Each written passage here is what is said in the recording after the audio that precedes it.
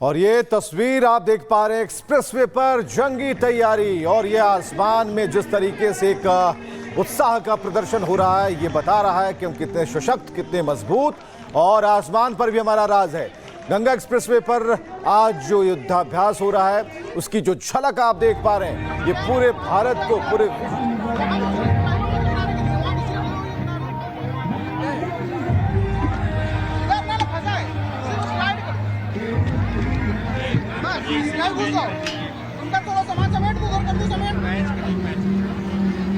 जी देख पा रहे हैं। बात भी कर रहे थे और लगातार बात कर रहे थे कि ये जो चमत्कार है, ये जो उत्साह है, ये जो प्रबल सोच के साथ आसमान को चीरते हुए जो हमारे लड़ाकू विमान आगे की तरफ निकल रहे हैं, हम चाहेंगे कि आप जरूर रिएक्शन दें, क्योंकि आपसे बर्दाश्त अभी नहीं हो पा रहा होगा।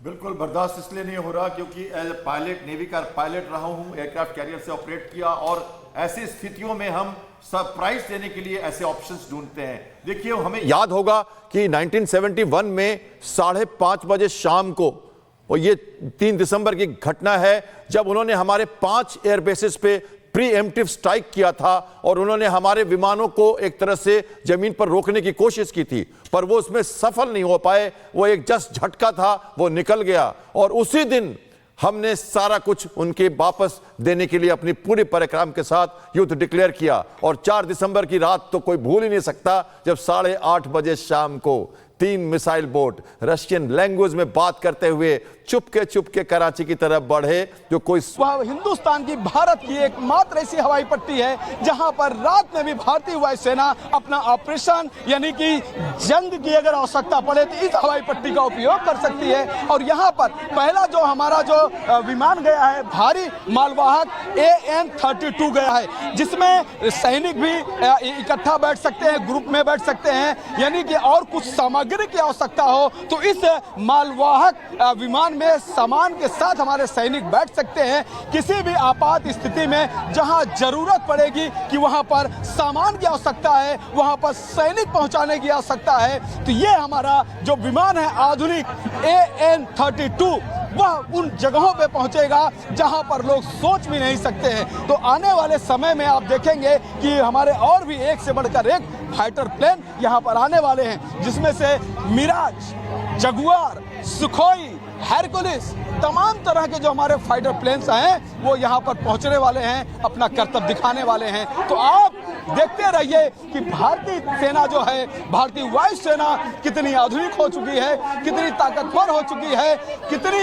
एक प्रकार से देखा जाए उसका जो हुनर है वह किस तरह से आगे बढ़ चुका है। यह यहाँ से लाइव तस्वीरें ग्राउंड जीरो से हमारे देश के लोग देखेंगे, और इसकी जो हुंकार है वो जो देश के बाहर जाएगी तो कहीं न कहीं दुश्मनों के भी जो कान हैं वो खड़े होंगे। जी को आप देख पा रहे हैं सर, ये विशेषता जाननी चाहिए, क्योंकि जो टेक्निकल पक्ष हम जानना चाहेंगे, जो आसमान में दिख रहा है वो क्या है। देखिए, बहुत ही रिस्की काम है ये पहले तो, लेकिन हमने इसको पूरी तरह से अंजाम दिया है, पूरी तरह से तैयारी की है।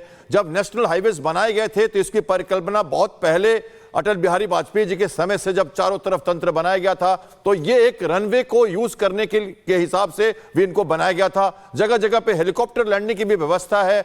एयर एम्बुलेंस का काम करता है हेलीकॉप्टर इस मामले में, और उन जगहों पे जहां पर कि जल्दी से हम मेडिकल एड नहीं पहुंचा सकते वहां कर सकते हैं। और देखिए, ये वॉर टाइम ऑपरेशंस में आप देख रहे हैं कि हमने पहले जैसे बताया आपको, यमुना एक्सप्रेस हाईवे जब दिल्ली के पास बना था तो वहां भी लैंडिंग कराई गई थी, और अभी आप ये देख रहे हैं लैंडिंग। तो ये एक तरह से एक ऑप्शनल रनवे का जगह देता है। अगर कोई प्रीएम्प्टिव स्ट्राइक हुई और हमारे रनवे डिस्ट्रॉय हुए या उनको थोड़ा भी डैमेज हुआ तो हम जल्द रिपेयर कर लेंगे, लेकिन तब तक भी अपनी हम कार्रवाई नहीं रोकेंगे, तो हम यहां से ऑपरेट कर सकते हैं। यस, बहुत रिस्की काम है, क्योंकि फॉरेन ऑब्जेक्ट डैमेज, छोटा सा तिनका भी अगर इंजन में चला गया या कोई कंकड़ पत्थर भी लग गया तो एयरक्राफ्ट को डैमेज हो सकता है। तो जो सिविलियंस हैं वहां पे और जो लोग हैं, बर्ड्स वहां पे जो हैं, खाना पीना डालना, ये सारी चीजें हम अपनी तरफ से कर सकते हैं व्यवस्था, ताकि इन एयरक्राफ्ट को कोई क्षति ना पहुंचे। तो मैं गुजारिश करूंगा लोगों से, जहां भी वो ऐसी चीजें कहीं देखते हैं, एरोप्लेन देखते हैं आसपास, तो हमेशा ध्यान रखें पक्षियों को आकर्षित ना करें और कोई फॉरेन ऑब्जेक्ट डैमेज इनको ना हो, ताकि भारत का पराक्रम बना रहे और देश की जनता 100 करोड़ युवा और जो हमारे इनेबल्ड हैं यूथ लड़ने के लिए तैयार हैं। कंस्क्रिप्शन नहीं हुआ तो क्या हुआ, हर एसेंशियल मिलिट्री सर्विस है नहीं है तो क्या हुआ, आज देश पूरा खड़ा है हमारे विमानों के साथ, हमारे नौसेना के साथ, हमारे सैनिकों के साथ। तो यह पराक्रम बहुत मुश्किल था। पूरा वर्ल्ड देख रहा होगा कि नेशनल हाईवे को किस तरह से रनवे में परिवर्तित करके हमारे हवाई जहाज अपना माकूल काम करने के लिए तैयार हो रहे हैं। बिल्कुल सर। हाँ, एक विवेक सवाल कर। और मैं ये पूछ रहा था श्याम सर कि ये जो वीरता है, ये जो पराक्रम है, ये जो साहस है, ये जो शौर्य है, इसको जितने चीजों से आप करना चाहे डिफाइन, इसका संदेश क्या जाता है पूरी दुनिया को और खास करके आतंकिस्तान को? ये जो तस्वीरें हैं इसका थंडरिंग कर रहे हैं हमारे जहाज।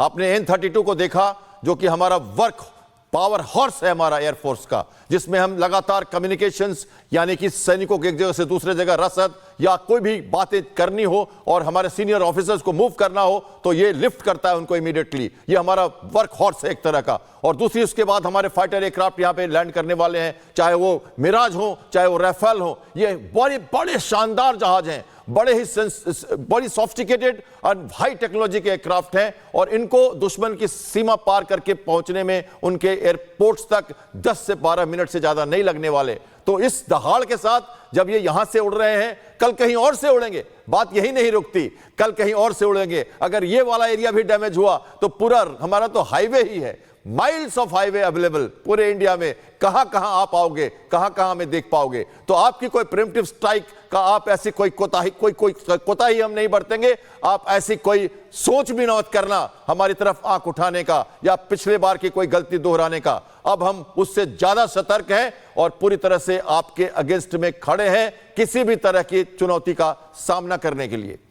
तो सर ये तो बिल्कुल 72 हुर्रो वाले पाकिस्तान को 71 की याद दिलाने वाले हमारे विशेष मेहमान जो बराबर बता रहे हैं कि आसमान को जरा गौर से देखना और डरना जरूरी है। यहां पर एक छोटे से ब्रेक के लिए रुकते हैं और ब्रेक के बाद एरोप्लेन देखते हैं आसपास तो हमेशा ध्यान रखें पक्षियों को आकर्षित ना करें और कोई फॉरेन ऑब्जेक्ट डैमेज इनको ना हो, ताकि भारत का पराक्रम बना रहे और देश की जनता 100 करोड़ युवा और जो हमारे इनेबल्ड हैं यूथ लड़ने के लिए तैयार हैं। कंस्क्रिप्शन नहीं हुआ तो क्या हुआ, हर एसेंशियल मिलिट्री सर्विस है नहीं है तो क्या हुआ। आज देश पूरा खड़ा है हमारे विमानों के साथ, हमारे नौसेना के साथ, हमारे सैनिकों के साथ। तो यह पराक्रम बहुत मुश्किल था।